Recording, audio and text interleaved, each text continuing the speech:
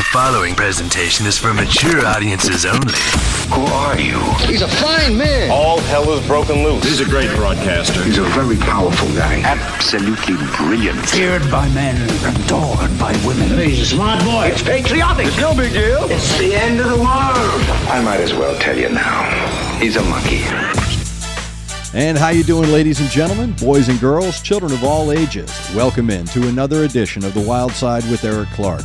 I am your host, Eric Clark, saying thank you for taking time out of your busy day to give my video a watch and a listen. If you like it, like it. If you think other people are going to like it, give it a share. If you don't like it, move along. Make sure you are subscribed to the YouTube channel and you are following me on all of my social media platforms. That way, if there's a band, a song, a video, something you want me to check out, you can hit me up with a DM or leave it in the comments below. If you are going to leave it in the comments below, just do me a favor, no spamming, and just read through. If you see your song, band, or video has already been suggested, just do me a favor, leave a like and an I concur. That helps my old DJ brain put everything into a nice list, and I can get it into my handy-dandy notebook. Thank you to Aspen Dental, Connect 200, Music 2C, and Gothic Jewelry. They are those that power the Wild Side with Eric Clark. And thank you to all of you for taking time out of your day to watch it, give me the suggestions, fill me in with band information and histories and things like that. Again, I go into a lot of these with just a very cursory knowledge. I just kind of glance and say, okay, let's get some newness going on.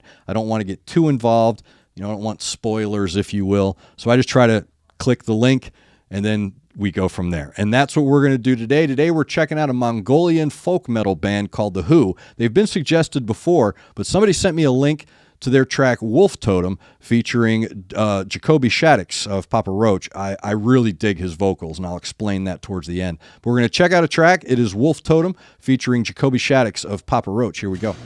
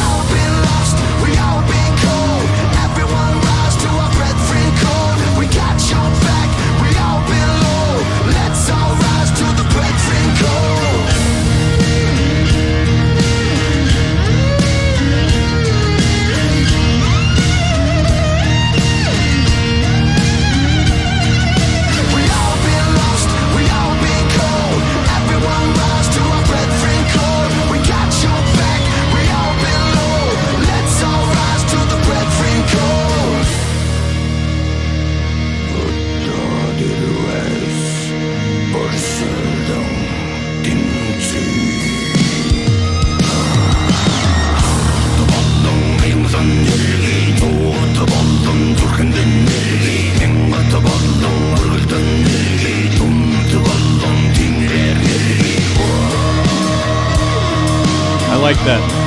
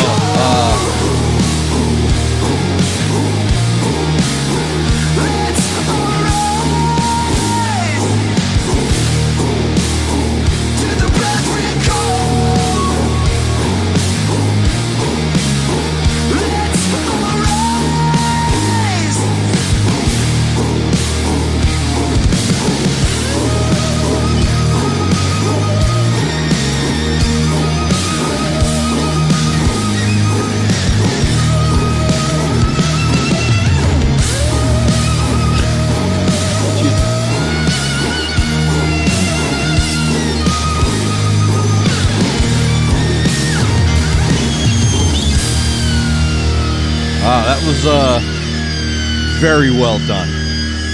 That was very well done. That was smart. That was a smart track right there. I will give The Who all the credit in the world for that. And fill me in with everything down below, band information, who's who. I believe the album is called The Gereg, released in 2019. Again, fill me in with everything down below. That is Wolf Totem featuring Jacoby Shaddix of Papa Roach. And that was a really good, very intelligent move. Okay, and let me try to help you get where I'm going with this. So, musically speaking, I'll try to do this in two parts. I'll do it as someone listening to it musically, and then I'll look at it from and introducing an American radio audience to Mongolian folk metal. Okay, remember, you're sitting in a room with people who make decisions and you say, hey, I've got this Mongolian folk metal track. So you have to understand how that's going to be received. So I'll try to cover them both. First and foremost, that is a great tone. And it's a good song because it's creating a good tone to the ear, and the song itself has a great tone, a great temperature, a really good juxtaposition of tone.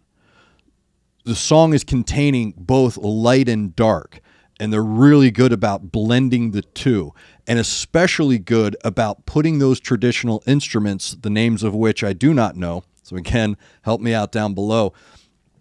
I've spoken before about using traditional or folk or obscure instruments in a song and how you have to be careful with how you use them and what the measure is with which you use them. And that was really well done because they created such a good tone, a good foundation, those darker earth tone colors. They created that with the rock tone of the bass, the guitars, the drums, but then around it and right there with it, the brighter tones of those traditional instruments and the vocals, very, very cool. An instrument all into itself. That is, I believe, even when he was singing the verse, if I'm not mistaken, was he singing that in like Mongolian throat singing?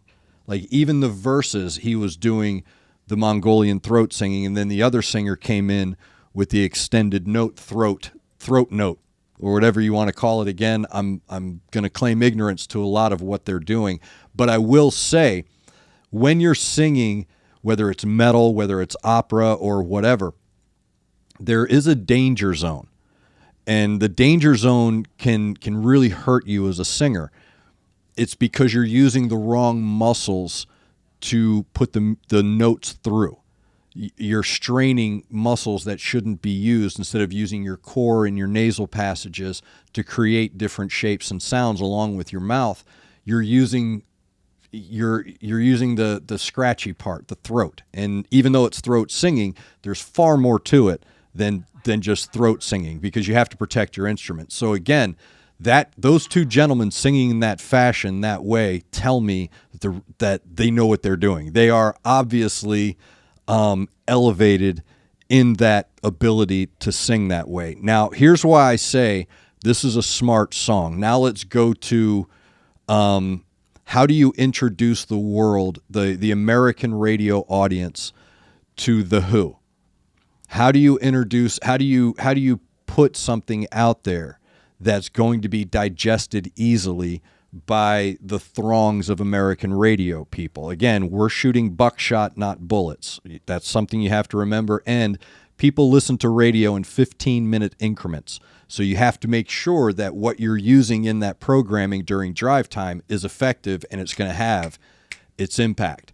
Jacoby Shaddix of Papa Roach, I had an opportunity to do what we call a Buzz acoustic den. Radio station was the Buzz. They would come, bands would come into this little, there was this little lower part of the studio downstairs from the main studios.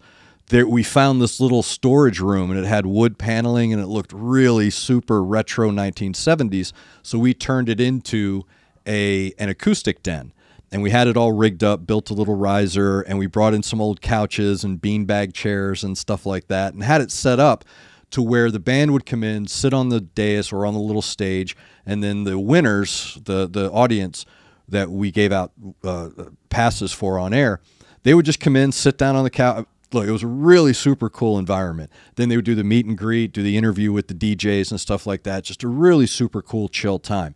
And Papa Roach was one of our earlier bands that came through and did an acoustic session. Now, people mistake, they use phrases like nu metal. I don't like that. I don't like the word nu metal. I don't like skate punk. I don't like any of it. If it rocks, it rocks.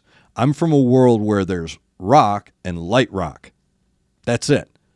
There's light rock, I guess you would call it Little River Band, and then there's rock, Led Zeppelin. So basically, if it doesn't have a guitar solo or a guitar as the lead instrument, it's light rock. So Jacoby is a really good rock singer, and I discovered this during that acoustic session. He did a version of Scars that was absolutely incredible. The version of Scars that he did in our acoustic den, I still have it on a hard drive somewhere, we replaced the actual studio version in our rotation. So when it was time to play Scars in the library, we would just use the acoustic version because it was so much better. His vocals are so clean, they're so crisp, and they carry with them such a subtle power to them. And I really like his vocals. And here's why that's smart. If I'm introducing my audience to The Who, that's the song to do it. Right there. That is a perfect, mainstream, digestible, comfortable rock song. Perfect. Very smart to bring Jacoby Shaddix in. And I know that they had done a version of Wolf Totem as the band themselves. I haven't heard it, but I'm telling you right now, if you're wondering if you're a fan of The Who, which I don't mean The Who as in Roger Daltrey's The Who, if you're a fan of this band, a lot of times people ask me, why aren't they bigger? Why aren't they played more? Why aren't they on the radio? I'm explaining that to you now. That's the perfect song for the wedge. That's the perfect wedge. That's the foot in the door right there. Because once the audience accepts them, Apocalyptica went through this. They used Corey Taylor. They used many people to do vocals on their tracks to give that comfortable tone, whether it was the band's decision or the label's decision. It's a very smart move. So that was a very smart move to not elevate your track, because that is a good track. It's a good tune. It's got the double tone, the tone in sound and the tone in mood. So it's a really good tune. But if you're wanting to introduce it to the American radio audience, the North American radio audience, that is how you do it. So that was a very good track. Very well done. The Wolf Totem featuring Jacoby Shaddix. The Who, I hope I'm saying that right. Please fill me in with all their history and everything down below, because I know there's super fans out there. And also, don't forget to tell me what your fan base name is. I know that everybody has a fan base name. Maniacs for Bandmade. The Replacements have the Placemats. So just, if you do have a name for your fan base, make sure you put it down below so I can recognize. So again, thank you very much for that suggestion. That was The Who coming off of a previous video I had done. So again, if you have a suggestion, hit me up with a DM on social media or leave it in the comments below. But make sure you are subscribed to the YouTube channel and you're following me on all the social media platforms. So make sure you're hooking up with me, but no spamming. And of course, the like and I concur. Thank you to Aspen Dental, Connect 200, Music 2C, and Gothic Jewelry. They are those that make the wild side possible. Thank you to my kid in the other room for screaming during Fortnite.